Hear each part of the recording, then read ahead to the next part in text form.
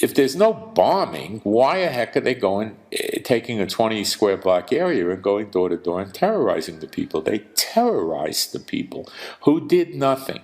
Okay, this is how they would go into an area and get the guns. Okay? The people would be afraid to do anything.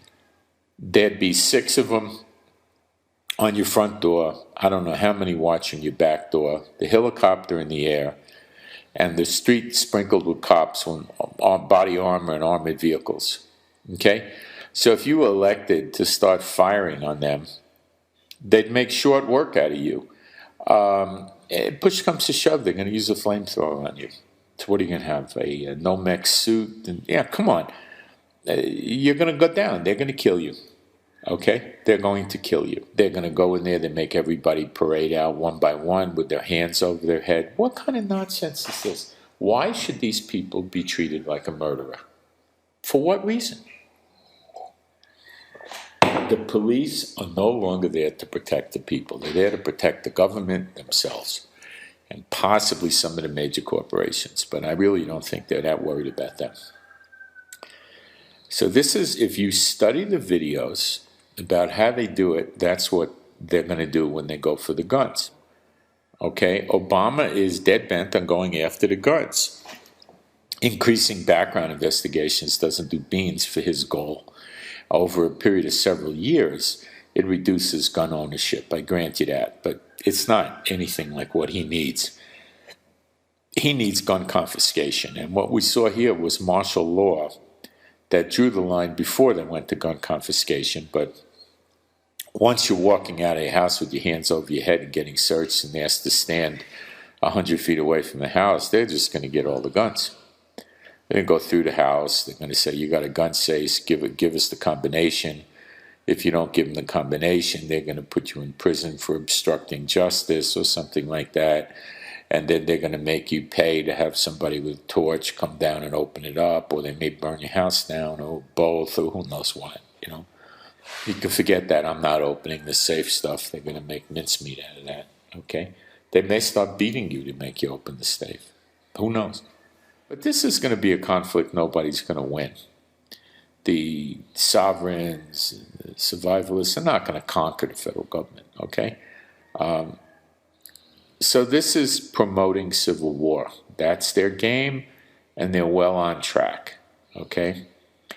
And you guys need to ask yourself, now this is a Christian tape, and we're talking about the destruction of the daughter of Babylon, which is the United States, which is found in Jeremiah 50:51, Revelation 17:18, Isaiah 47. You could also read Isaiah 13 and 14. The United States is going to be attacked, ambushed, destroyed. Everybody's going to get killed. That's what this talks about, okay? Does it flow into the tribulation? I believe so. Is the time from the destruction of the United States and the tribulation immediate? I don't know. I think there's some interval here. This Boston thing could have been a test to see what kind of resistance and belly aching they got from the people. Surprisingly, nothing. People like us are belly aching. The people there weren't doing anything. So this probably got them bolder, and they're going to try more stuff. Okay? They learned a lot, a whole lot. They got a lot of practice. There were guys observing from the Fed, Homeland Security, FBI, CIA, Defense Intelligence Agencies. They were observing. They were filming, observing, taking notes, and they're going to go back with a lot of footage, show it in classroom settings, and train others about how to do this. That's going to take a matter of a few weeks. Everybody is picking up Suzanne's material. Suzanne, welcome. Thank you for having me, because there's a bunch of articles that have come out. It started with Rex 84, and it's turned into a bunch of manuals and a bunch of executive orders that put in place martial law. And the military likes to perform war games, so that's why we're seeing military on the streets practicing. They are actually practicing. The tanks that we see on the streets and the National Guard patrolling neighborhoods and the practices that they're doing with our local police department, this is all in preparation for martial law, so that when they do actually lock down the country, they've got everything secured. And in 2008, we should have collapsed. We should have gone the way of Greece. The only reason why we didn't was because the global elite and the banking cartels put it off on the Eurozone and collapsed the Eurozone in order to gain sovereign debt. Sovereign debt is when you actually own the physical land. You don't just own the buildings. You don't just own the people and the money. They're extracting wealth so that the only thing that the governments will have left to give them is the actual land that they own. While they're doing this, they're amassing this wealth in order to redirect it toward martial law endeavor, and not just in America, but globally. They want to lock down every country and force us into global governance, eventually force us into a global reserve currency that is like the Bancor that the IMF has been pushing. So in 2008, when Hank Paulson went to the Congress and said that they had to bail out the banks for $700 billion or martial law would be declared, they weren't lying. So this is just to confirm that I'm here trying to make a mortgage payment in cash. I have $1,380 sitting in front of me for a $1,371 mortgage payment. And Bank of America is rejecting a cash payment of my mortgage Sir, here in Lakeport, California. Is that correct? so you need to turn that off. Is that correct? You need to turn that off, sir. This is what I've just been told. Bank of America has just refused to accept my mortgage payment in cash and is insisting on a kind of a wire transfer.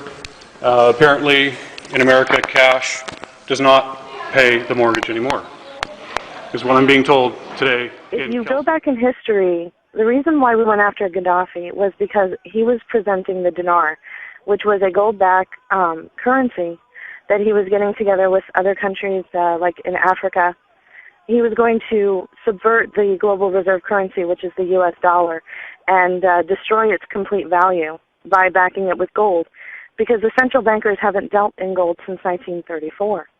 So in order to avoid all of this, the central bankers are going after Iran right now, and that's what this war is about, to try and stop India and China and Russia from buying Iranian oil with gold.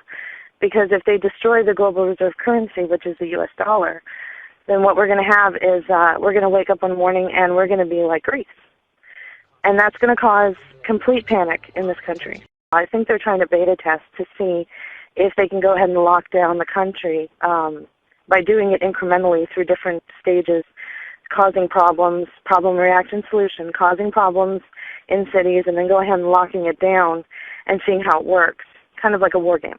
One thing I forgot to mention was through the Deutsche Bank informant, I was alerted to the idea that they're going to possibly create like an internet virus that would attack the banking system, you know, like they're using Flame and Susnet.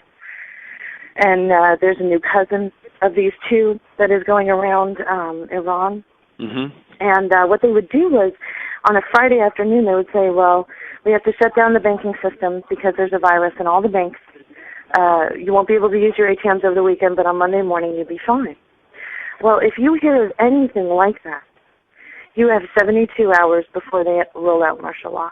So wait a minute, Suzanne, you're saying that if you see anything like that in the news media or otherwise, you have 72 hours? Why don't you repeat that, help people understand what that means?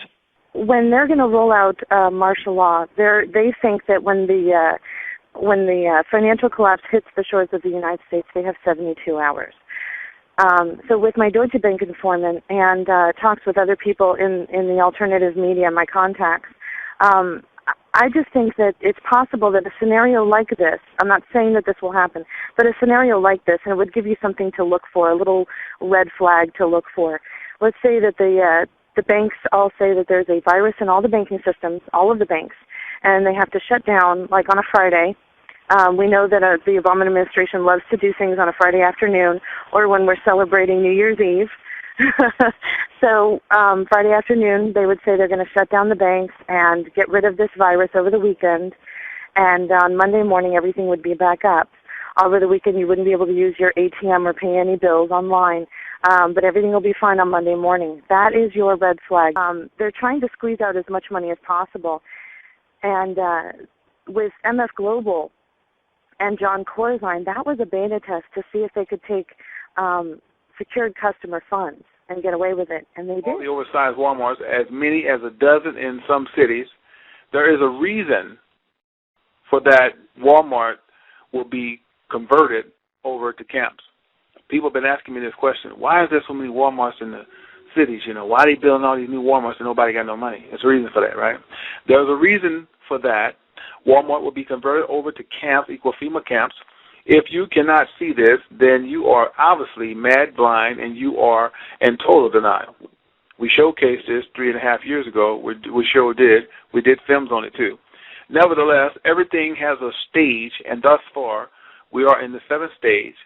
The reason there's so many Walmarts being built, because Walmart is going to be converted over to camps. Now, some of you guys who's been really doing your research and understand how this thing is stigmata and understand it, you're going to get it. Some of you all, it's going to be left field to you. You're going to be like, no, this brother reaching. We're not reaching, man. We're telling you straight. What makes Walmart such a great camp? Think about it. When you go in a Walmart warehouse, as well as a Sam's, there's literally no windows. I mean, seriously, let's walk through for a second. When you go to a Walmart, there's no windows. It's already set up like a detention center. If you move all the goods out the center floor, and I've seen Walmart be built from the ground up, and basically I've seen Walmart strip everything down. All you have to do is move all the clothing off the floor, and everything is on wheels. Now, the reason for this, now check this. Now, if you notice, most Walmarts, when you go into the back, what do you see? It's usually gated. It's a lot of fence, and it's gated. Now, they'll tell you they're using that because they don't want the people to steal the lumber, which is maybe truth. But that's also could be a deportation center to bring prisoners in because it's set up just like that. You know, I don't know if y'all noticed that. If you go on the side of Walmart, certain sides of Walmart, they have that log-in, you know, all the logs and all that stuff where all the seasonal planting gardens, they have it chained in and sometimes gated in. Okay, Walmart's already set up for detention. If you move all the goods out the middle of the floor, get rid of the toys, and you can shut that food down because a lot of, if you notice, when you go into Walmart and you look at the food, look at those food that's in the middle of the counters, like the freezer that's like the defrost, and they sit in the middle of the floors. Those can be rolled out, you know, but they wouldn't even let you go that far. Walmart can actually be divided. You know what I mean? They can actually put borders inside of the Walmart store. I'm talking, when I say borders, I mean fence. They can actually fence that part off and leave that for like whatever kind of center. They can leave that for the slop house where you can eat. You know, I don't know. I'm just making a point where they can put a gate up and totally block that part off. If you block the super center where they get the food at and just leave all the rest of Walmart open, it still would be a detention. It's set up already. Right? And all they would do is put fences in and put in alphabetical order stomp yards, meaning beds, A, B, C, D, F, G, Nora dorm, boy dorm, Edward dorm. You know, everything is alphabetical, and they name things off like that. Okay? Now, to be right on point what I'm saying, this is what they did in Denver, Colorado. They took an old warehouse that was not being used, and it's used today as a camp. Take down equal American citizens. There's a reason for that. See, and what do people do when they're in despair and can't make it? They want a solution. It's called the mark. And if you take that mark... Test of emergency alert system capabilities. This test message has been initiated by National Alert and Warning Authorities in coordination with emergency alert system participants, including broadcast, cable, satellite, and wireline participants in your area. Had this been an actual emergency, the attention signal you just heard would have been followed by emergency information, news, or instructions. This is only a test. We now return you to regular programming.